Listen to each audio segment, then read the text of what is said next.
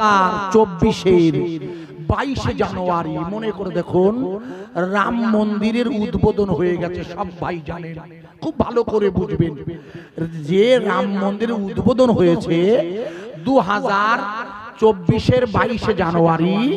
যেহেতু 2024-এর লোকসভার ভোট এবং মোদিজি আর তার দলবল বলেই দিয়েছে যে আমরা 2024-এ 400 এমপি নিয়ে এনডিএ জোট আবার কেন্দ্রে ফিরে আসছে ঘোষণা করে দিয়েছে। কিন্তু মানে প্রকাশ্য একেবারে ভালো করে ওয়াজ বুঝবেন মুরব্বী, তাহলে মুশকিলে পড়ে যাব। কারণ আমি একটা আয়াত এনেছি, শুধু ওইটাই বোঝাচ্ছি আজকে আপনাকে, একটু মন দিয়ে বুঝুন, আশা করা যায় মাথায় ঢোকানো যাবে, আশা করছি, চেষ্টা করছি। আমার প্রিয় ভাই সব লক্ষ্য করুন, ওনারা অলরেডি বলে দিয়েছেন যে ওটা হলো আমাদের 2024-এর টার্গেট হলো 400 এমপি নিয়ে কেন্দ্রে আমরা আবার ফিরে আসি। তো একজন রাজনৈতিক নেতা দাবি করতেই পারে, ওটি আমার মাথা ব্যথা নয়। আমার মাথা ব্যথা হচ্ছে আপনার মনে করে দেখুন, আপনাদের মনে নেই বলে মনে করে দেখুন, যেহেতু মসজিদে বাবরি ওটা যে ওই মসজিদে বাবরি ওটা এই ব্যাপারে রায় হয়েছিল যেদিন, সেই তারিখটা একটু মুখস্থ করে।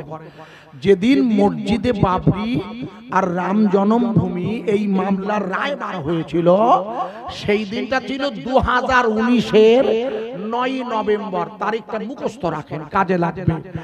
2019-এর 9 নভেম্বর মনে করে দেখুন লোকসভা ভোট হবে, মনে আছে? 2019 মনে করে দেখুন, আপনার মনে থাকে না?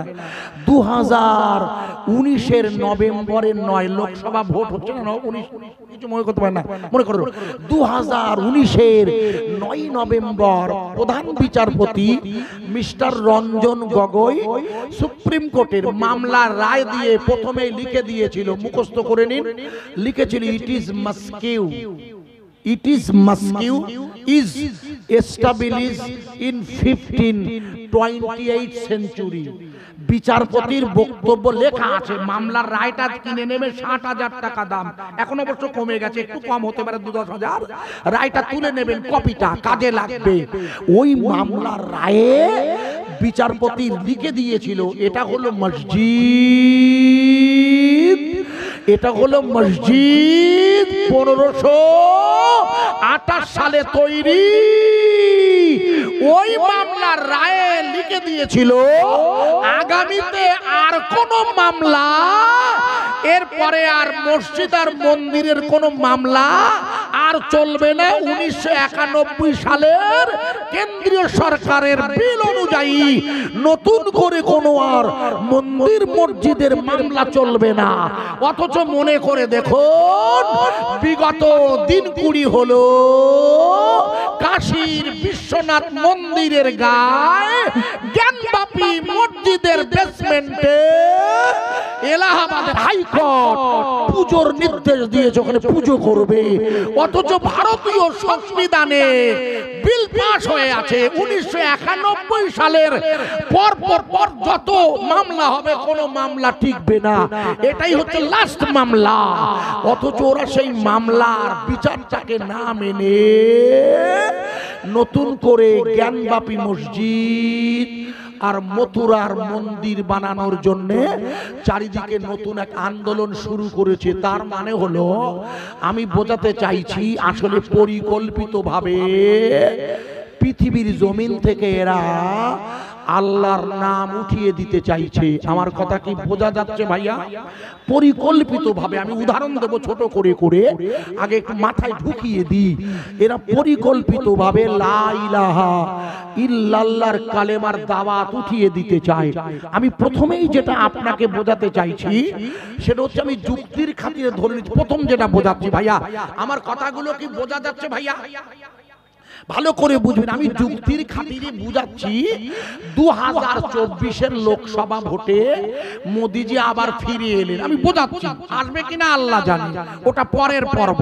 ধরুন এলো, এসে এরা আবার নতুন একটা ফতোয়া জারি করে দিতে পারে, যেটা 3 রাজ্যের বিধানসভার ভোটের পর দিয়েছে। মনে করুন ছত্তিশগড়, মধ্যপ্রদেশ আর রাজস্থান খাজা বাবার এলাকায় মসজিদে মাইকে আজান বন্ধের ফতোয়া জারি করে দিয়েছে অলরেডি। আমি আপনাকে বোঝানোর জন্য বলছি, যুক্তির খাতিরে 2024-এর লোকসভা ভোটের পরও ক্ষমতায় এসে ওরা ভারতবর্ষের সমস্ত মসজিদগুলোতে মাইকে আজান বন্ধের ফতোয়া জারি করে দিল। আমি বোঝানোর জন্য বলছি, ভুল বুঝবেন না। আপনাকে আমি প্রশ্ন করছি, এবার ওরা গোটা পৃথিবী ভারতের সব মসজিদ থেকে যদি মাইকে আজান বন্ধ করার ফতোয়া জারি করে দেয়, তবুও কালেরাইট সহ ভাঙড়, চন্দনেশ্বর, সন্ধিয়া, পাগলাহাট, ভোজেরহাট তথা আমাদের এই এলাকা যত আছে, আমার বাড়ি বসিরাটি কিন্ডা, আল্লাহর নামের আওয়াজ চলবে না, বন্ধ হবে? আরে জোরে বলুন, শুধু হাত তুলে যুক্তি দিয়ে বলবেন না। আমি একবার যুক্তি দিয়ে আপনাদের কানে পৌঁছে দিচ্ছি, শুনতে থাকুন। আমি এবার একবার একটু আওয়াজ দেব, আজান দেব, আজান। আমি আজান দেব, আপনারা আজানের জবাব দেবেন। এটা কিন্তু এশার আজান হচ্ছে না, এটা শুধু বোঝানোর জন্য বলছি। আমি আজান দিচ্ছি, আপনারাও সেই উত্তর দেবেন আজানের। আল্লাহু আকবার বলুন, বলুন। না না, আল্লাহ মহান কেন? আল্লাহু আকবার, আল্লাহু আকবার, এইটাই তো জবাব। আরে বাবা, নামাজের আজানের প্রথম চারটি যা শুনতে হবে তাই বলতে হয়। আশহাদু আল্লা ইলাহা সাল্লাল্লাহু সাল্লাম বলতে হয়, হাইয়া আলা সালাহ লা হাওলা বলতে হয়। কি রে বাবা, তাহলে প্রথম যেটা আল্লাহু আকবার বললে তার জবাব হবে আল্লাহু আকবার। বোঝা যাচ্ছে না? আমি এত কষ্ট করে বোঝাচ্ছি। আচ্ছা, আমি যে আল্লাহু আকবার বলছি ওটা আছে কোথায়? আছে আমার কলবে, তাই আমার জবানে আসছে। আমার কথা বোঝা যাচ্ছে? আরো বোঝা যাবে, ধৈর্য ধরুন। আমি একবার বুঝিয়ে দেই। একবার আল্লাহু আকবার জোরে বলবেন। দাঁড়ান, আমি বলে দিই। আল্লাহু আকবার চিল্লে বলবেন।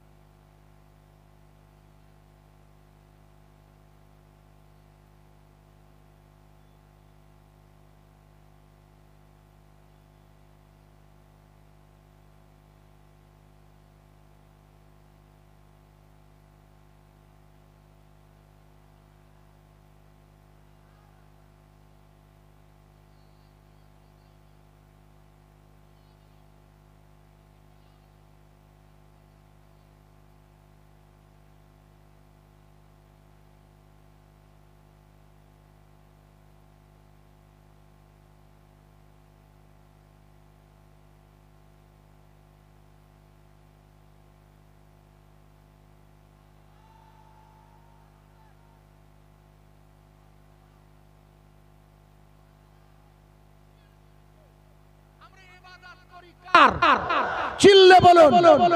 আমরা পৃথিবীর কোন ব্যক্তির কাছে মাথা নত করি না। তাই ভাঙড় থানা সহ গোটা ভাঙড়ে এই মুহূর্তে কলকাতা পুলিশ এসে গেছে। আগে ছিল রাজ্য পুলিশ।